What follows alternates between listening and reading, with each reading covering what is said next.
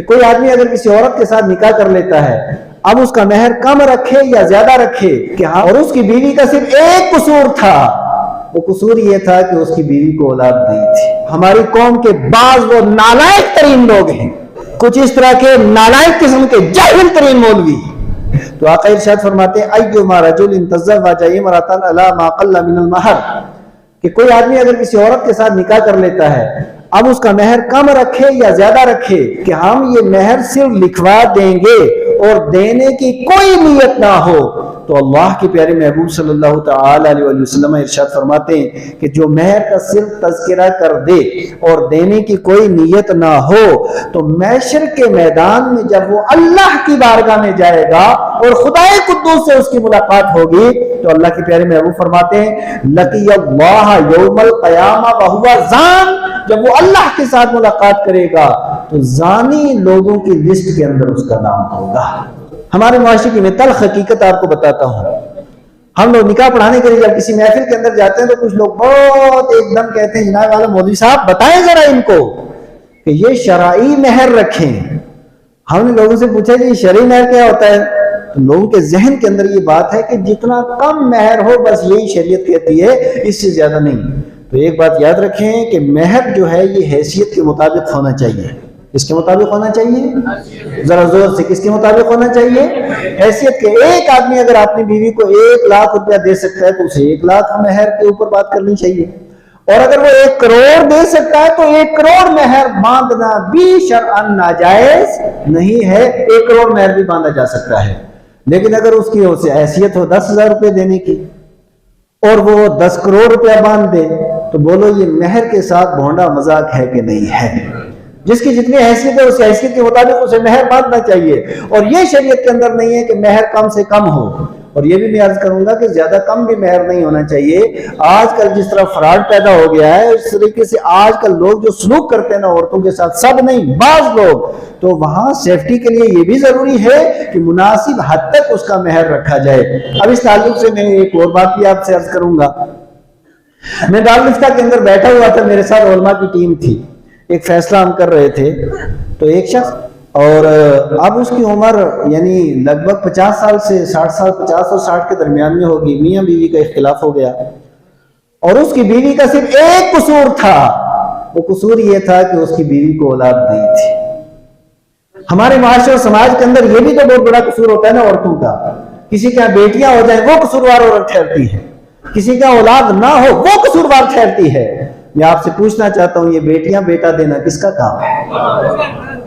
تو جب یہ کام ہی خدائے قدوس کا ہے، پھر کسی عورت کو تان و تشنیع کا نشانہ بنانا کیا شریعت مطہرہ اس کی اجازت دیتی ہے؟ اور پھر رب تعالیٰ قرآن حکیم میں ارشاد فرماتا ہے اللہ تعالیٰ جسے چاہتا ہے بیٹے دیتا ہے، جسے چاہتا ہے بیٹی دیتا ہے، جسے چاہتا ہے صرف بیٹا دے، کسے چاہتا ہے صرف بیٹی دے، جسے چاہتا ہے بیٹا اور بیٹی دونوں عطا فرماتا ہے، اور جسے چاہتا ہے وہ کچھ بھی نہیں عطا فرماتا، یہ اس پاک پروردگار عالم کے کام ہے۔ حضرات گرامی وقار، اب اس کے بعد ہمارے سامنے وہ آدمی بیٹھا اور وہ طلاق نامہ کورٹ سے لکھوا کر کے لایا تھا، کچہری وہیں بیٹھی رہی، اس کے منہ کے اوپر اس نے طلاق نامہ مارا اور اس کے آدمی وہ بندہ فرار ہو گیا وہاں سے۔ مجھے آپ بتائیے، اس عورت نے جس وقت آپ نے کہانی بیان کی کہ 28 سال ہو گئے مجھے اس کے نکاح میں، 28 سال نکاح میں ہو گئے، 20 سال تو کم سے کم اس کی عمر ہوگی، اب 50 سال اگر اس عورت کی عمر ہو گئی، اب بتائیے کیا 50 سال کے بعد وہ کسی دوسری جگہ نکاح کر سکتی ہے؟ ایسے وقت میں آ کر کے اسے طلاق دے دینا، کیا یہ شرافت، کیا انسانیت اس چیز کو قبول کرتی ہے یا اس کی اجازت دیتی ہے؟ اور پھر یہ جو طلاق کا مسئلہ ہے نا، یہ اتنا گمبھیر مسئلہ مسلمان بعض بیوقوف قسم کے لوگوں نے بنایا ہے۔ اختلاف آتے ہیں گھروں میں، لیکن اختلاف کا یہ مطلب نہیں کہ بیوی کو مار مار کر کے اس کی ہڈیاں توڑ دی جائیں۔ عورت کے اوپر ہاتھ اٹھانا یہ تو کمینے آدمی کا کام ہے۔ کس کا کام ہے؟ یہ جملہ یاد رکھنا، کس کا کام ہے؟ تھوڑا اور زور سے بولو، کس کا کام ہے؟ اب کوئی کہے گا نہیں جانے والا یہ کیسے کمینے آدمی کا کام؟ آؤ میں آپ کو حدیث سناتا ہوں۔ مصطفیٰ کریم علیہ السلام نے ارشاد فرمایا لا خیر فی النساء، عورتوں میں کوئی بھلائی نہیں، ولا صرف عنہن، لیکن عورتوں سے بندہ رہ بھی نہیں سکتا۔ اور پھر آگے مصطفیٰ کریم صلی اللہ تعالی علیہ وسلم نے ارشاد فرمایا کہ جو آدمی یغلبہن لئیم، کہ جو آدمی کمینہ ہوگا وہ عورت کے اوپر ہمیشہ غالب رہے گا. اور آگے فرمائے یغلبنا کریمن، اور جو آدمی شریف ہوگا عورت اس پہ غالب رہے گی. اب شریف پہ عورت کیسے غالب ہوگی؟ مطلب یہ ہے کہ عورت، اللہ تبارک و تعالیٰ نے عورت کے دل کے اندر محبت رکھی ہے. یہ ہم اور آپ آج یہاں مسجد میں نظر آ رہے ہیں نا، جتنی کرسیوں پہ نظر آ رہے ہیں، یہ صرف عورت کی محبت کی وجہ سے. عورت ماں کی شکل و صورت میں تب بھی محبت کرتی ہے. اور محبت، ابھی میں حدیث پڑھ رہا تھا، حضرت ام المؤمنین عائشہ صدیقہ عتیقہ رضی اللہ تعالیٰ نے بیان فرماتی ہیں، میرے گھر میں ایک عورت آئی اور کاشانہ اقدس کے اندر جب وہ حاضر ہوئی کہ ام المؤمنین مجھے کچھ عطا فرمائے، غریب عورت ہوں، حضرت عائشہ صدیقہ عتیقہ رضی اللہ تعالیٰ نے بیان فرماتی ہے کہ میرے گھر میں 3 کھجوروں کے علاوہ کچھ نہیں تھا. میں نے وہ 3 کھجوریں لی اور لینے کے بعد اس عورت کے حوالے کر دی. اس عورت کے ساتھ 2 بیٹیاں تھیں، ایک کھجور ایک بیٹی کو، ایک دوسری بیٹی کو، اور ایک کھجور عورت نے اپنے پاس رکھی. اب پتہ نہیں کتنے دن کے بھوکے تھے یہ غریب. اب اس عورت نے، جب وہ بچیوں نے اپنے کھجور کھا لیے نا، تو اس عورت نے اپنا کھجور اٹھایا اور اٹھانے کے بعد یہ اپنے منہ کے پاس لے گئی تو فوراً ایک چھوٹی بچی نے ہاتھ مارا کہ یہ کھجور مجھے دے دو. اس عورت نے اس کھجور کے 2 ٹکڑے کیے، ایک بچی کو دے دیا، دوسرا دوسری بچی کو دے دیا. عورت چلی گئی. مصطفیٰ کریم علیہ السلام اندر تشریف لائے. حضرت ام المؤمنین عائشہ صدیقہ عتیقہ رضی اللہ تعالیٰ عنہ نے دونوں یہ واقعہ سنا دیا. آقا مسکرائے، کہ تمہیں پتہ ہے جو ایسی بیوہ ہو اور پھر وہ اپنے بچوں کی پرورش کرے، جنت کے اندر جیسے یہ 2 انگلیاں اکٹھی ہیں ایسے اللہ اسے میرا پڑوس عطا فرمائے گا. حضرات گرامی، عورت کے دل کے اندر اللہ تبارک و تعالیٰ نے محبت رکھی ہے.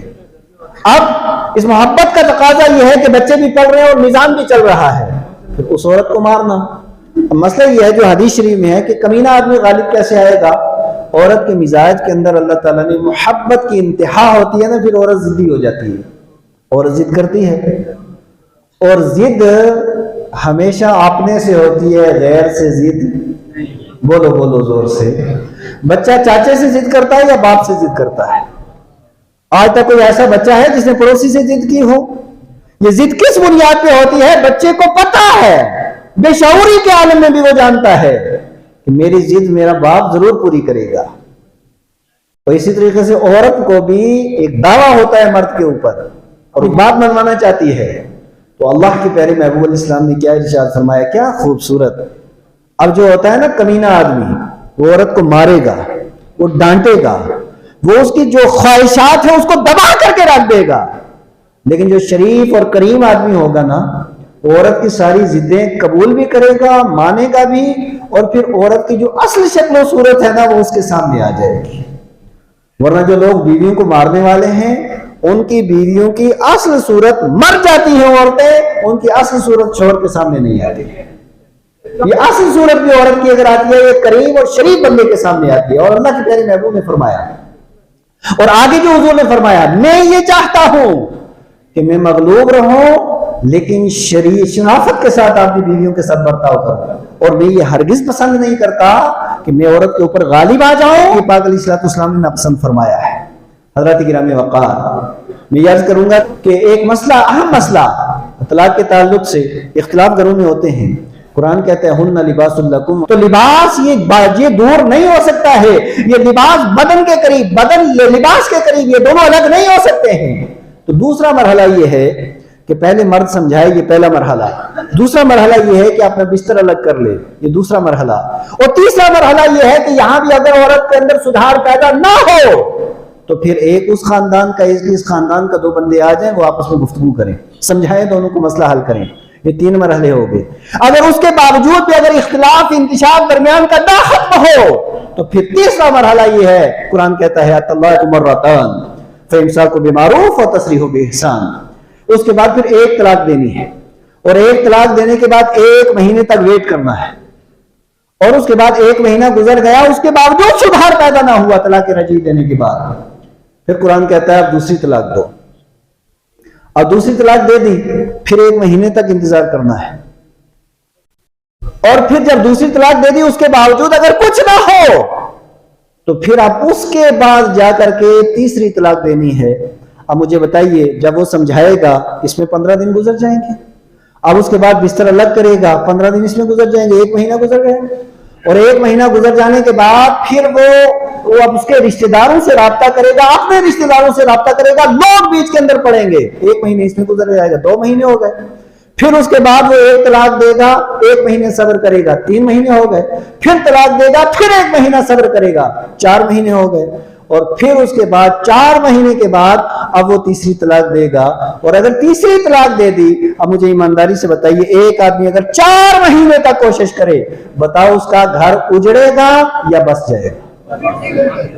لیکن ہماری قوم کے بعض وہ نالائق ترین لوگ ہیں، وہ اتنی کمیلی حرکتوں پہ آ جاتے ہیں کہ وہ یہ نہیں سوچتے کہ یہ اللہ کی مخلوق جس کا والی اور وارث اللہ نے ہمیں بنایا ہے، اس کے ساتھ ہمیں کیسے پیش آنا ہے۔ تو دنیا کا کوئی مولوی اس کے باہر جا سکتا ہے؟ نہیں جا سکتا۔ مجھے بتائیے کوئی جا سکتا ہے؟ اور جو جائے گا کیا وہ اس کا ایمان سلامت رہے گا؟ دنیا کا کوئی مولوی اس کے باہر جا سکتا ہے؟ اور اس کے اندر فیصلہ کیا ہے؟ فَإِن طَلَّقَهَا، اگر تیسری طلاق بھی دے دی، فَلَا تَحِلُّ لَهُ مِن بَعْدُ حَتَّى تَنكِحَ زَوْجًا غَيْرَهُ، تو 3 طلاقوں کے بعد تب تک بیوی پہلے شوہر کے اوپر حلال نہیں ہو سکتی جب تک وہ کسی دوسرے کے ساتھ نکاح نہ کرے اور وہ حقوق زوجیت ادا کرنے کے بعد اسے طلاق نہ دے، اور پھر عدت پوری ہوگی، پھر پہلے والے کے نکاح میں آئے گی۔ اب یہاں پہ یہ سارے مرحلے ہمارے مسلمان فراموش کر چکے ہیں، اور یہاں ماشاءاللہ اگر بچوں کے اندر لڑائی ہو جائے نا تو بڑوں کو چاہیے اس کے اندر اپنا پارٹ پلے کریں، ان کو سمجھائیں، لیکن ماشاءاللہ ہمارے بڑے بھی ایسے ہیں، کوئی لڑکی کو غلط سمجھاتا ہے، کوئی لڑکے کو مس گائیڈ کرتا ہے، جس کی وجہ سے یہ سارے چھوٹے مسائل ایک طوفان بن جاتے ہیں۔ طلاق کے لیے جس وقت آتے ہیں ہمارے دارالفتہ کے پاس، تو ہمارا دارالفتہ الحمدللہ وہ ہے جو نہ قرآن کے باہر جاتا ہے نہ حضور کی حدیث کے باہر جاتا ہے۔ ہم تو وہ ہیں، ہم نے پڑھا ہی قرآن کتاب و سنت کی ترویج و اشاعت کے لیے، ہم نے پڑھا ہی مصطفیٰ کریم کی شریعت کی حفاظت کے لیے۔ دنیا کی دولت ہم نے اپنے قدموں کے پیچھے رکھی ہوئی ہے، ہم دولت کے اندر نہ دسے ہیں نہ پھنسے ہیں، نہ اسے پسند کیا ہے، ہم نے وہی فقیرانہ زندگی پسند کی ہے جو حضور علیہ السلام نے فرمایا تھا الفقر فخری، ہم نے وہی فقیرانہ زندگی پسند کی ہے جو صدیق اکبر کی تھی، فاروق اعظم کی تھی، مولا کائنات کی تھی، اولیاء کاملین کی تھی، اولیاء کاملین کی تھی، ائمہ مجتہدین کی تھی۔ ہم تو اسی فقیرانہ زندگی اور اسی لکیر کے فقیر ہیں۔ ہمیں نہ دنیا کی چمک چاہیے، نہ دمک چاہیے، نہ ہیرے چاہیے، نہ جواہرات چاہیے، اس لیے کہ تیرے قدموں میں جو ہے غیر کا منہ کیا دیکھے، کون نظروں میں چڑھے دیکھ کے طلبہ تیرا۔ کچھ اس طرح کے نالائق قسم کے جاہل ترین مولوی جنہیں نہ علم کا پتہ، نہ تفقہ کا ان کے اندر، نہ حدیث کا پتہ، نہ قرآن کا پتہ، جو 500 کے اندر بک جائے، تو مولوی لباس کے اندر جو بندہ 500 1000 یا 5 لاکھ یا 5 کروڑ روپیہ لے کر کے جو فتویٰ دے دے، ایسا آدمی مولویت کے لائق نہیں، اسے چوراہے کے اوپر کھڑے کر کے جوتے مارنے چاہیے، وہ جوتوں کا مستحق ہے، دارالفتہ کے اندر بیٹھنے کے لائق نہیں ہے۔ میں اس لیے عرض کر رہا ہوں کہ ہمارے پنچ کے اندر بھی ایسا ذلیل آدمی ایک موجود ہے کہ آپ دیکھیں گے فلاں آدمی نے 3 طلاقیں دے دی، اس کے بعد کوئی بات نہیں، کوئی ادھر کی بات کوئی ادھر کی بات، اس کے بعد بھی کوئی بات نہیں چلے گا۔ بھائی تو نے یہ دنیا کے چند سکوں کی خاطر حضور کی شریعت کو بیچ دیا، کہ تو نے اپنے پیٹ کے اندر یہ پیسے نہیں، یہ جہنم کی آگ کو بھرا ہے۔ حضرات گرامی وقار، آج دین سمجھنے کی ضرورت ہے۔ لوگ تو دین کے اوپر حملہ کر رہے ہیں، لیکن سارے کا سارا جو حملہ ہو رہا ہے مسلمانوں کی بیوقوفی کی وجہ سے ہو رہا ہے، نہ اہلی کی وجہ سے ہو رہا ہے، دین نہ سمجھنے کی بنیاد پہ ہو رہا ہے۔ آج آپ کی مسجدیں آباد نظر آنی چاہیے تھی، آج آپ کے مدرسے یونیورسٹی کے اندر تبدیل ہونے چاہیے تھے، دینی دنیاوی تعلیم کے سنگم اور محور اور مرکز ہونے چاہیے تھے۔ آپ نے یتیموں کا اڈا بنا دیا مدرسوں کو، اور پھر کہتے ہیں انقلاب نہیں آتا۔ مسجدوں سے مسلمان دور، مدرسوں سے مسلمان دور، شریعت سے مسلمان دور، علم سے مسلمان دور، حکمت سے مسلمان دور، دانائی سے مسلمان دور۔ جس وقت مسلمان دین سے دور ہوتا ہے نا، پھر اسے لوگوں کی قدموں کی ٹھوکر کے اوپر ڈال دیا جاتا ہے۔